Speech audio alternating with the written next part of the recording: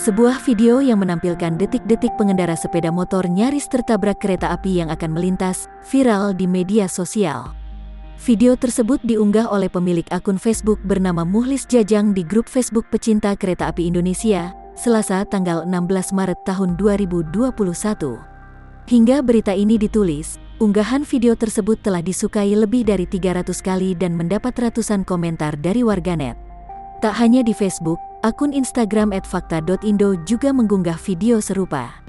Detik-detik seorang pengendara motor nekat menerobos rel kereta api, tulis caption pada video yang telah ditonton 288.000 kali tersebut.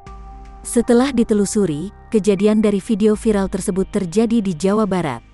Saat dikonfirmasi, VP Public Relations Kereta Api Indonesia, KAI, Joni Martinus membenarkan adanya peristiwa tersebut. Joni menjelaskan, pengendara sepeda motor yang nyaris tertabrak oleh kereta yang akan melintas itu terjadi beberapa hari lalu. Kejadian terjadi di JPL 206 Nagrek pada tanggal 14 Maret tahun 2021 sekitar pukul 18 waktu Indonesia Barat yang dilintasi KA Malabar, ujar Joni saat dihubungi Kompas.com Rabu tanggal 17 Maret tahun 2021.